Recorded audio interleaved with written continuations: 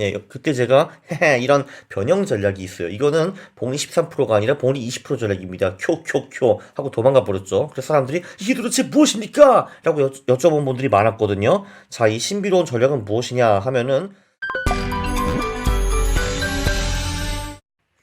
안녕하십니까 할러님들, 저 강왕국입니다. 네, 제가 며칠 전에 이벤트를 했었죠, 유튜브에서. 도대체 제가 여러분들을 뭐라고 부를까요? 라고 여쭤봤더니 커뮤니티에서 할러님이라고 하자라는 것이 라이크를 가장 많이 얻었습니다. 예, 뭐 할투 하는 뭐 할툴러를 줄여가지고 할러가 된 것 같은데, 오케이, 이제 여러분들은 이제부터 할러님들입니다. 네, 이 영상은요, 189번 영상의 후속타인데요. 그때 제가 독일에서 아주 잘 통했던 초간단 매크로 전략, 소위 게버트 전략을 소개해 드렸습니다. 당연히 이걸 만들었으니까 이걸 한국에서 통하는지 살펴봐야 되는데, 제가 그걸 은근슬쩍 넘어가려고 했었어요. 뭐, 결론은 그렇지 않겠습니까? 뭐 엄청나게 대단하게 한국에서 잘 안 통했다는 거겠죠. 그래서 슬쩍 넘어가려고 했는데 이걸 요청하는 분들이 너무 많더라고요. 그래서 영상을 만들었습니다. 네, 이 189번 영상이 무엇인가? 일단 독일에서는 굉장히 잘 통한 거를 볼 수가 있습니다. 92년에 이 전략이 만들어졌는데, 그 만든 후에도 25년 동안 전략이 기가 막히게 잘 먹힌 거를 볼 수가 있고요. 1993년부터 2019년까지 복리 13.5%를 벌었습니다. 26년 동안에 독일 닥스 주가 지수는 8.1%밖에 안 올랐고요. 그리고 크게 깨지는 경우가 거의 없었습니다. 네, 이게 초간단 전략이죠. 자, 일단 22, 유럽 중앙은행이 금리를 내리면은 그달부터 1점, 올리면은 그달부터 빵점, 인플레이션, 1년 전 대비 인플레가 지금 낮으면 1점, 각권에 높으면 빵점, 그리고 미국 달러, 1년 전 대비 달러가 상승했으면 1점, 하락했으면 빵점, 그리고 11월, 4월은 지금이 11월에서 4월이면은 1점, 5월에서 10월이면 빵점, 이런 굉장히 간단한 전략이었습니다. 좀 더 자세한 설명은 189번 영상을 보세요. 근데 이렇게 하니까 이 점수가 높았을 때 주식에 투자를 했으면은 수익이 매우 좋았다. 뭐 이런 내용이었고, 네, 이 전략 개발 후 1993년부터 2019년까지도 실적이 매우 좋았다. 이런 거였습니다.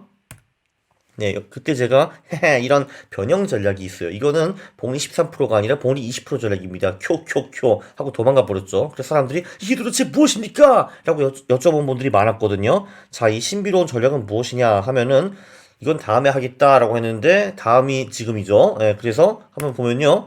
일단 그 게버트 지표가 3.4점이면은 굉장히 주식시장이 유리하다라는 거 아니겠습니까? 그러면 그때는 개별주를 하고, 그 기버트 지표가 0점에서 1점이면은 주식시장에 그 지금 상황이 별로 안 좋다라는 거기 때문에 그때는 인버스를 합니다. 그리고 그, 그 2점일 경우에는 그냥 그 포지션을 유지를 하는 겁니다. 이미 개별주 들어가 있으면은 개별주를 하고 0.1점을 인버스를 한다. 뭐 이런 전략인 것 같은데, 네, 일단 그 개별주를 뭘 하냐 하면은 그 닥스 독일 주가 지수 30개 주식이 있는데 그 중에서 최근 1년 동안에 가장 많이 오른 5개 주식을 사는 겁니다. 그리고 거기 절대 모멘텀도 투입이 돼가지고, 네, 최근 그 5개 중에서 최근 1년 수익이 0 이하면은 제외하고, 네, 그때는 주식을 사지 않는다. 뭐 이런 내용이고요. 그리고 트레일링 스톱이 들어가 있습니다. 이 5개 주식을 사가지고 들어갔는데 얘네들이 고점에서 20% 이상 빠졌어. 그러면은 과감하게 팔아버리는 겁니다. 이런 전략인데 이렇게 했으면 독일에서 복리수익 20%를 벌 수 있었습니다. 믿거나 말거나. 네, 그 동일 구간에 2000년부터 2018년까지 닥스는 복리수익이 겨우 3%밖에 안 나왔다라고 합니다. 네, 그렇죠. 네, 한국은 어땠는가? 한국이 중요한 거죠. 자, 이 초간단 매크로 전략이 결론부터 말씀드리면은 그냥 11월에 사가지고 4월에 파는 11사 천국 50 지옥에게 패배했습니다. 자, 이 전략은 제가 한국에 좀 맞췄죠. 그러니까 한국은행이 금리를 내리면은 그달부터 1점, 올리면 그달부터 빵점 이렇게 했고요. 그리고 인플레이션은, 네, 1년 전 대비 지금 인플레이션이 낮다. 그럼 1점, 높거나 똑같으면은 빵점이라고 했고요. 그리고 미국 달러의 경우에는 한국은 정반대입니다. 원화가 상승했으면은 최근 1년 동안에 그러면 1점을 줬고요. 원화가 하락하고 달러가 올라갔으면은 빵점으로 했습니다. 그 이유는 독일 경제와 한국 경제는 구조적으로 좀 다릅니다. 한마디로 독일 같은 경우는 그 이 달러화가 비싸지고 유로화가 떨어지면 수출 기업의 경쟁력이 생기거든요. 그거는 물론 한국도 마찬가지지만 한국 같은 경우는 원화가 많이 떨어지고 달러가 올라가기 시작한다 하면 외국인들이 한국에서 돈을 빼버립니다. 그러면은 한국 경제가 휘청하거든요. 그래서 원화가 떨어지고 달러가 오른다는 거는 한국 경제 전반적으로는 별로 좋지 않습니다. 독일과 한국은 달라요. 왜냐면은 그 독일 같은 경우는 뭐 유로화가 떨어지고 달러가 오른다 해가지고 갑자기 누가 와가지고 독일에서 자산을 처분해버리고 돈을 빼지는 못합니다. 어차피 유럽은 하나의 거대한 경제 블로그이기 때문이죠. 네, 11월 4월 전략. 이거는 한국도 똑같습니다. 11월 4월이면 1점, 5월 10월이면 빵점 이렇게 했는데 결론은 밑에 보시죠. 자, 금리 전략. 그러니까 논리적으로는 한국은행이 금리를 내리면은 그달부터 주식을 투자를 하고 금리를 올리기 시작하면은 빼는 게 좋을 것 같은데 실제로는 그렇지 않았다라는 걸 볼 수가 있습니다. 저 한국은행 금리 전략을 따랐으면은 4.89%밖에 못 벌었고요, 복리로. 근데 반대로 했으면, 그러니까 오히려 한국은행이 금리를 내려, 그러면 주식을 팔고, 한국은행이 금리를 올려, 그러면은 주식을 사고, 이제 이 전략이 오히려 수익이 더 높았습니다. 그걸 볼 수 있고요. 인플레이션 같은 경우도 뭐 1년 전 대비 올랐나 내렸나 별로 큰 차이가 없었습니다. 달러 같은 경우는 말씀드린 대로 그 1년 전 대비 달러가 떨어지고 원화가 올랐다라고 하면은 그때 주식에 들어갔으면은 복리 9.5%를 먹을 수가 있었고요. 반대로 했으면 그러니까 달러가 상승하고 원화가 떨어졌다. 이때 주식을 하면은 별로 안 좋았습니다. 복리 2.96%밖에 안 나오고요. 아니나 다를까 한국에서는 11월 4월 전략이 굉장히 잘 통했죠. 11월 4월에 주식을 사고 5월, 10월은 기준금리만 먹는다. 이런 전략을 썼으면은 복리 11.3%, 반대로 했다. 5월, 10월은 주식을 사고 11월, 4월에 기준금리를 먹었다. 하면은 복리 1.37%밖에 못 벌었습니다. 큰 차이죠. 근데 문제는 이 통합 전략. 그러니까 금리, 인플레, 달러 11월, 4월 이 점수를 다 더해가지고 3.4점에는 주식을 하고 0.1점에는 주식을 안 하고 2점이면 그냥 보류 이 전략을 썼더니 복리 수익이 11.02%밖에 안 나왔습니다.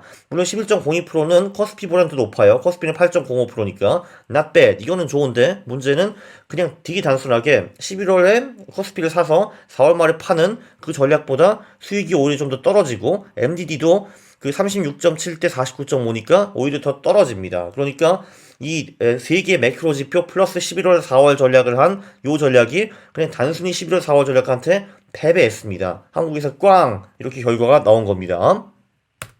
답변 및 요약. 한국 경제는 독일 등 선진국 경제와 구조적으로 다르다. 이건 중요합니다. 특히 환율 부분에서 그게 극명해지는데요. 선진국은 달러가 올라가고 진해의 화폐가 떨어지면 아싸 합니다. 근데 우리는 반대입니다. 물론 수출업체한테는 그게 좋기는 합니다. 원화가 떨어지고 달러가 올라가면은. 근데 문제는 외국인들이 그런 경우에는 한국에서 돈을 다 빼나가기 때문에 나라 전체가 휘청할 수가 있다라는 겁니다. 그래서 전반적으로 원화가 강세인 게 우리한테는 좋습니다.